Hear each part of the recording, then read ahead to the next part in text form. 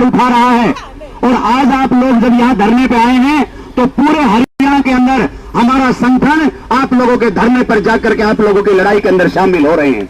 और बड़े शर्म की बात है, मैं इस नकम्मी सरकार को यह कहना चाहता हूं कि 4,000 रुपया मानदेय है। 4,000 रुपए में आज होता क्या है? 4,000 रुपए, अरे गरीब का बच्चा, हम खुद सरकारी स्कूल में पढ़ करके, आज मैं एमडी यूनिवर्सिटी रोहतक में पढ़ाने का काम करता हूं, मैं वहां प्रोफेसर हूं। आप जैसी मां के पेट से जन्म लेकर के और इन सरकारी स्कूलों में पढ़ करके आज विश्वविद्यालय तक आज हम पहुंचे। लेकिन पहले जब सरकारी स्कूल के अंदर जब बच्चे पढ़ते थे तो वहां पर पढ़ाई मिलती थी। वहां पर पहली क्लास में बच्चे का दाखिला होता था तो हर बार उसका फेल पास होता था। 5वीं का बोर्ड होता था, 8वीं का बोर्ड होता था, 10वीं का बोर्ड होता था, तो फिर वो बच्चा आगे जाकर के बीए एमए पास कर पाता था। आज इन्होंने स्कूल में क्या कर दिया? स्कूलों के अंदर पहली क्लास में गरीब माँ बाप दाखिला दिलाओ, उसको 9वीं तक फेल पास नहीं करते। जब वो 9वीं तक फेल पास नहीं करते तो वो बच्चे जाकर के कॉलेज और यूनिवर्सिटी के अंदर अपनी डिग्री प्राप्त नहीं कर पाते हैं। ये जानबूझ करके कर रहे हैं कि ये जो गरीब के बच्चे हैं, ये गरीब के बच्चों को जब स्कूल में पढ़ाई नहीं मिलेगी तो ये गरीब भी अपने बच्चों को कहां पढ़ाएंगे? प्राइवेट में पढ़ाएंगे। और जब प्राइवेट में अपने बच्चों को पढ़ाएंगे तो वहां पर फीस कितनी है? एक बच्चे की कम से कम 3,000 रुपया फीस है। अगर किसी के पास, किसी मेरी बहन के पास अगर 2 बच्चे हैं और एक बच्चे की 3,000 रुपया फीस है तो 6,000 रुपया तो स्कूल वाले ने ले लिया और 4,000 रुपए हमें तनख्वाह मिलती है, तो कैसे हमारा गुजारा चलेगा? तो ऐसी जन विरोधी, ऐसी गरीब विरोधी सरकार को हम आज से आप चेताना चाहते हैं कि इनकी ईंट से ईंट बजाने का काम करेंगे। और आप लोग घबराना मत, जब ये कदम बढ़ा लिया है, हालांकि ये इतने जुल्मी हैं, ये इतने शातिर हैं, इनके पैर धर्म नहीं है बिल्कुल भी, ये मानेंगे नहीं। हम कई दिनों से इन लिपिक जो क्लर्क भाई है इनके धरने पे भी पूरे हरियाणा में घूम रहे हैं। आज डिप्टी सीएम चौटाला का बयान आया है, कि अगर ये कलरक नहीं माने तो हम नए कलरक लगाएंगे और इनको धरने पे ही बैठे रहने दो। तो ऐसी भी नौबत आ सकती है, लेकिन हमारे पास खोने के लिए कुछ नहीं है। अरे 4,000 रुपया, 4,000 तो हम वैसे कहीं तुझवाड़े के या वैसे जाकर के करेंगे तो कमा लेंगे। 8 घंटे कमा करके हम 4,000 रुपया कमा सकते हैं। लेकिन आप लोगों ने 1 इंच भी नहीं, एक पीछे हटना है। हम आप लोगों के साथ में हैं। आदरणीय खड़े हो जाओ भाई। ये प्रीतम जांगड़ा कमेरा वर्ग अधिकार मंच से रेवाड़ी के नेता हैं। ये रेवाड़ी में के रहने वाले हैं, ये सारे नेता बैठे हैं। आप लोग जहां भी, चाहे आप लोग किसी विधायक के सामने पूछ करोगे, किसी बनवारी जैसे मंत्री के पास जाओगे, किसी अनूप धानक के पास जाओगे, आपको चंडीगढ़ जाना होगा, दिल्ली जाना होगा, तो ये सब आपके समर्थन में अपनी बहनों के आगे चल करके जाएंगे। तो इस लड़ाई को यहाँ अधूरा नहीं छोड़ना है। और मैं तो ये कहता हूं कि आप लोगों ने बहुत कम मांगा है, 26,000 रुपए बहुत कम है। अगर आप लोग आज जो महंगाई सरकार ने कर रखी है, तो उस महंगाई के हिसाब से आप हर रोज का खर्चा जब जोड़ोगे तो 26,000 रुपए कुछ नहीं है।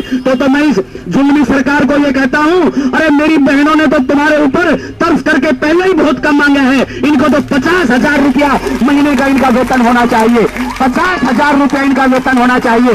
तो अगर ये 26,000 की जो मांग है, ये जो प्रोत्साहन राशि को उसमें जोड़ने की मांग है, उपकेंद्रों में आप लोगों के लिए बैठने की जगह की जो मांग है, जहां उपकेंद्र नहीं है वहां उपकेंद्र बनाने की मांग है, ये 24 घंटे की जो ड्यूटी है उसको 8 घंटे की ड्यूटी करके और 50,000 रुपए की हम मानदेय की मांग उस सरकार को करते हैं। और बहुत जल्दी ये 3 दिन का आप लोगों ने यहां पर अपना धरना लगाया है, तो अगर ये सरकार नहीं झुकती है तो हम इनको 30 दिन का 30 महीने के लिए भी ललकारने का काम करेंगे।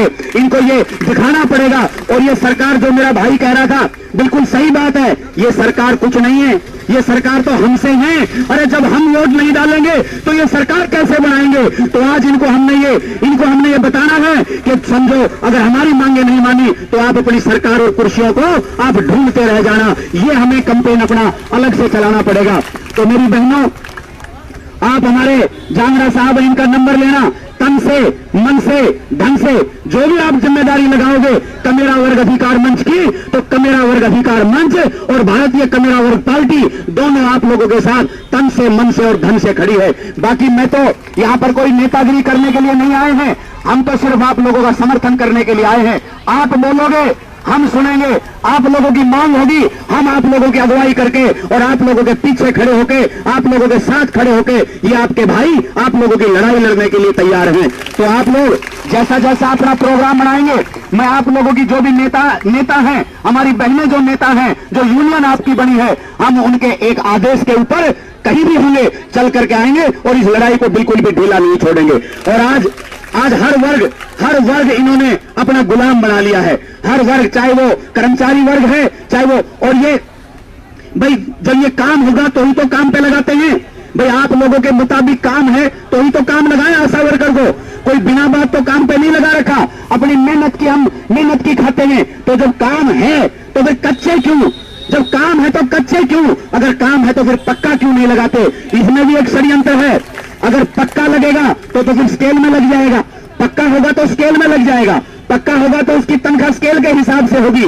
दवा तो सिर्फ कच्चे को ही सकते हैं। तो इसलिए कच्चा तो हाजी की नौकरी, नाजी का घर, पैसा भी कम, महंगाई ज्यादा, इन्होंने बिल्कुल मारने की सोच रखी है। लेकिन जब मारने की सोच रखी है और जब मरना ही है तो फिर लड़ करके मरेंगे, हम ऐसे नहीं मरेंगे। तो इसलिए हम आप लोगों का पूर्ण तरह से यहाँ पर समर्थन करते हैं। और मेरी बहनों, ये दिल में पीड़ा होती है, ये दिल में पीड़ा होती है कि हमारी बहनें इतना काम करती है और अपना अधिकार मांगने के लिए रोड पर बैठी है। तो बहनों, ये पीड़ा लेकर के आपके भाई आए हैं। जहां भी आप आदेश करोगी हम आप लोगों के साथ हैं। बहुत बहुत धन्यवाद सबको, मेरा राम राम। और आपके इस दुख में हम आपके साथ हैं, आपकी मांगों के हम बिल्कुल साथ में। बहुत बहुत धन्यवाद।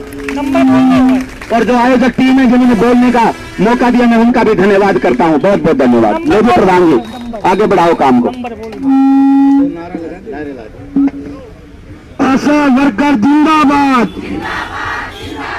आशा वर्कर जिंदाबाद, इंकलाब जिंदाबाद, कर्मचारी एकता जिंदाबाद, कर्मचारी एकता जिंदाबाद, कमेरा वेग जिंदाबाद, कमेरा वेग जिंदाबाद।